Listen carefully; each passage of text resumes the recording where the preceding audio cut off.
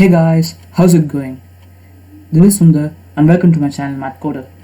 In this video, we'll be discussing about the solution for today's Codeforces round. The first problem that we have is maximum cake tasteness. And in this problem, we just have to find the maximum tasteness of the array. And the tasteness of the array is defined as the sum of the consecutive elements. And it's also given that we can select a consecutive subsegment and then reverse it.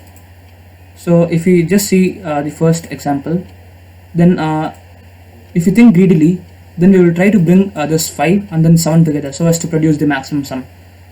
So the thing is, just take the very next element to one of those elements and then take the subarray till the next required element and then just reverse it. So after the reversal, we will get the 5 and 7 together and then it will produce the maximum sum. So in this problem, we are just required to prove that it is always possible to bring the largest two elements together. So if we have something like this, let's say 6, 1 and 5 and then 2 over here. So let's take this this element and then this is the required element, right? This the second largest element. So we just have to take the very next element and then extend the subarray till the next required value, that is the 5 over here. So if we just take this as a subsegment and then reverse it, then we will get 5 and then 1. So it will produce a sum of 6 and 6 plus 5, which is 11, and this is the optimal value. So in this problem, we are just required to prove that we can always bring the largest two values together, and the implementation is very easy. We just have to sort the array and then print the last two values. So we can do this just because that we can always bring the largest two values together in at most one operation. So they will be already available together in the array, or else we can bring them together by selecting from the very next index till the required value. So from the very next index till the required value. So it will bring both the largest two elements together. So this is basically the first problem. Now moving on to the B problem. In this problem, we had to find the smallest possible string that is obtained after deletion of some possible prefixes. So if we just take the first example, then first we can take from A to B, and as it is available somewhere in the array, then we can delete these two values. So now if we take C, as it is also available somewhere in the substring, then we can also delete this one, and we will be left with ABDC. In this problem, some may have a confusion like this. It is given that the other occurrence may also intersect the prefix. So some may be with the confusion that can we take some array like this, like AB, AB, AB. So if you take AB, AB, AB, and then take everything that is AB, AB, AB as a prefix and then delete it together. So because if you see this one also forms AB, AB, and it is given that the occurrences can intersect. Actually the thing is that you can do this one. So if we delete all these things as a single element, then we'll be left with AB. So basically in this problem, if we are thinking about taking the largest prefix and then trying to delete it, then we'll be stuck at this problem. The simple way to think about this problem is to check this Codeforces example. So if you just take this example, then here we cannot take more than one element from the prefix. So it's possible to take C because C is available. So we will just delete this one, and then 0 can also be deleted because it is available over here. And then basically we'll be left with D forces. So from this example, we can derive that it is simply possible to take one element at a time and then try to check whether this element is available in the string, somewhere in the string, and then delete it altogether. So it's also not given that we have to minimize the number of operations or anything. So we can make any number of operations. So for this example, if you think like there is AB, AB, AB, so if we just see one element at a time, like A is here and A is also available here, so I will just cancel out this A. So B is here, B is also available somewhere, so I will cancel out this A, cancel out this B, So A is here, A is available, so I will cancel out this B, cancel out this A, and B is here, B is also available, so I will cancel out this B, and then we will be left with AB. So the basic funda for this problem is just take one element at a time from the prefix and then check whether this element is available somewhere else in the array, and then delete this element. So just do this process for all the elements, and the index where this where the occurrences is just 1, then terminate this process and then print the whole array from that index. So the implementation can be done like this. So we just basically have to find whether a single element is available somewhere else in the array. So we can use maps for this, and then store the frequency of all the characters. So what I would do is I will just check whether the frequency of that particular character is 1.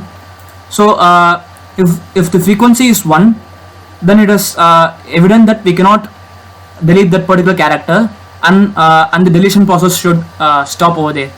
So if we are at this D, and this D doesn't occur anywhere else in the array, so we have to terminate this process and then print every character from this D. So basically that's what I'm doing. If the frequency is 1, then I will store the index in some variable and then break and then print the whole array from that particular k index. So this is the solution for this B problem. So basically we store all the frequencies of the characters and then check for the occurrences of those characters, and if the occurrence is just 1, we terminate the process and then print the whole string from that particular index. Now in C problem, we will basically be given an array, but before that, let's say we have a weight of W, and then we can divide this W into a floor of W by 2 and then seal of W by 2, and then we will put all these segregated values in one array, and then we will check whether the obtained array is equal to the given array that they have given over here. So if you see the input, we will be just given one arrays, and then we have to check whether this can be obtained by taking some initial value of W and then making some number of cuts. There is n minus 1 number of cuts. So this kind of confuses in the first place, but if we take some example like 30, there is 30 is the initial weight, and then if we divide 30 into two things, this is a seal and then this is the floor, so we obtain 50 and then 15. So 15 by 2, the seal would be 8 and then floor would be 7, so 7 seal would be floor 4, and then the 7 by 2 floor would be 3. So these are 3 number of cuts, and then we'll be obtaining the array 15, 8, 4 and then 3. So basically this it's like a leaf nodes. So 15, 8, 4 and then 3. So if you see, the size would be 4 and then the number of cuts would be 3, that is n minus 1. So now we have to check whether the obtained array is equal to the input array. But the thing is, we do not have any given weight, and then we have to figure it out. So the basic observation would be, if we add all these values, then it will definitely lead to the initial weight that we have been given. So if we add 15 plus 15 plus 8, 23, 23 plus 4, 27, 27 plus 3, 30, then this will be nothing but the given initial weight. So before doing any step, if you just take the sum of all these weights, then it should be equal to the initial weight. That can be our answer, but it is not always valid. But if you are given this one as a string, this one as an input, then first we would take the sum of all these things and then obtain 30. Now the thing is, 30 can be our answer. That is, 30 can be a given weight by which we can obtain all these values. But this is not always valid because if we are given 869 and then 541, so we will obtain a sum of what 1410. So even if we divide 1410 into two things, then it will be 705 and then 705. So even if the sum of inputs add up to 1410, the cuts would be different. So the first basic thing would be to take the sum of all these things, and that would be the initial weight that could be taken for calculation. Let's say this is the given input, that is 15, 9, 4 and then 2. So the sum would be 15, 24, 28, 30. So the first thing that I would do is check whether this 30 is available in the given array. So if this 30 is available, then it is obvious that this 13 hasn't been divided into any further number of cuts. As this is not available, then it is obvious that this 30 has to be divided into some number of cuts. So basically we will divide this one into 15 and then 15. There is a seal and then floor when dividing it by 2. Now what I would do is I would check whether this 15 is available in the input array. As this one is available, then we are sure that this 15 hasn't been divided into any number of cuts. That is, this 15 will remain just as 15. So we'll just cancel this one over here too, and then we'll move on to this 15 over here. Now if you see, there is no 15 in the input array, so we are sure that we have to divide this 15 into some number of cuts. That is 8 and then 7. Now as 8 is also not available, then we will divide this one into 4 and then 4. Now also I will maintain a count variable. So there will be one cut and the second cut and then third cut. So as the given array is of size 4 and then we have done 3 cuts, so I will stop over here. Now the thing that we have to do over here is, the available elements are 7, 4 and then 4. Now as we have done 3 cuts, so we will now have to check whether these are the elements that are available as the remaining elements in the given array. That is, the remaining array should be 4, 4 and then 7. So now if these 3 elements are available in the given array, then it is possible to divide it in this combination, or else this 13 cannot be divided into 15, 9 and then 4 and then 2. So this is basically that we have to do. So try to try to take the sum and then try to divide the numbers. If the number is available in the given array, just stop dividing that number and then move on to the next number. If that number is not available, then try to divide those numbers and then check for the divided numbers. So once you reach the, you have done n minus 1 cuts, the remaining elements should be equal to the remaining elements of the given array. So if that's not equal, then this possible combination is not at all possible, and then we have to print no. If the remaining elements, there is 4, 4 and 7 matched with the given elements, then we can print S. So why does it work? So if you just see this 30, so we move on to the next process just because this 30 is not present in the given array, right? So once we divide this one into 15 and 15, and then as this 15 is available, we stop dividing this one any further. So the job is to find a combination for this 15 and then the remaining number of elements, that is 9, 4 and then 2, because 15 has already been found, right? So we will be left with 9, 4 and then 2, and then we will try to divide this 15 into some number of possible cases such that it matches with 9, 4 and then 2. But as we divide this one, we will try to notice that this will form 8, but also 8 is not available. So if an element is not available, then it is sure that that element has been divided. Like there is something like 16. If this 16 is not available in the given array, but it is available as a division part of some 32 or something, then this 16 should be divided into 8 and 8, because as this 16 cannot be found in the given array, our if you're not dividing it into 8 and 8, then we will probably not obtain the given array, right? So at some point of time, if the element is not available in the array, then we will try to divide that element further, and then check whether that element is available in the array. So this is basically the logic for this problem. For this problem, I use priority queues to implement it, but we can also do it without priority queues. Like we can use multiset or just an array or something.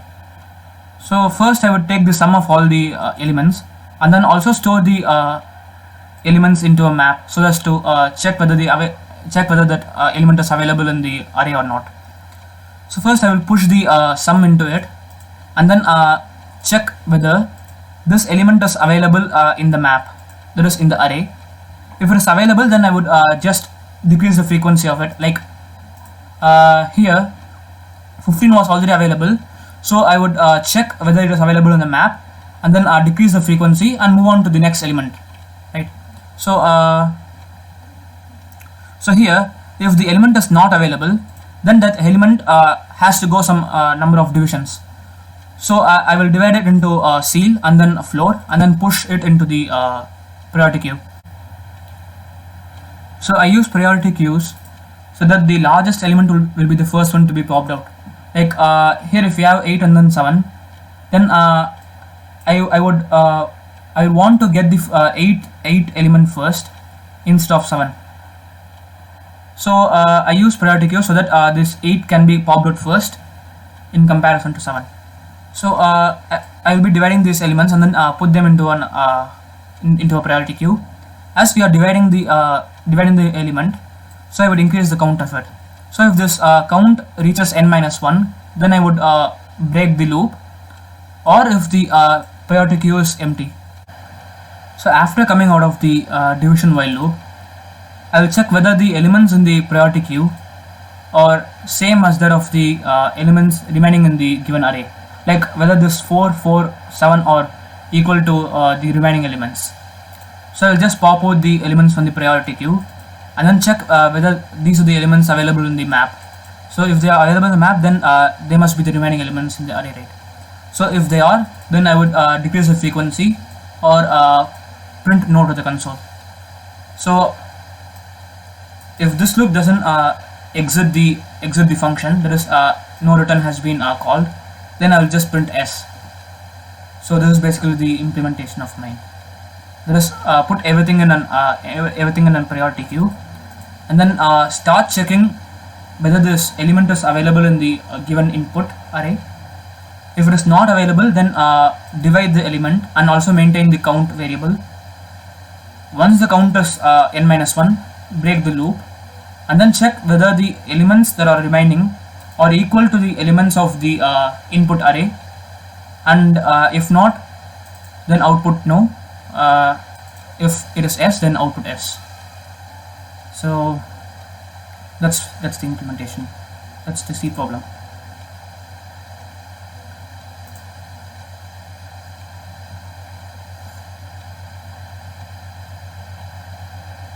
And we can see that this one has been accepted.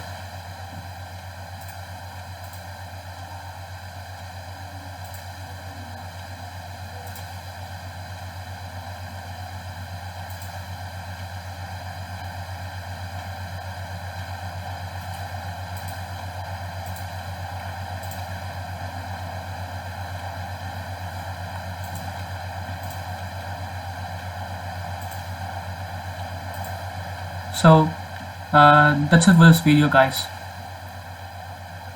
Hope you learned something new, and keep coding. Thank you.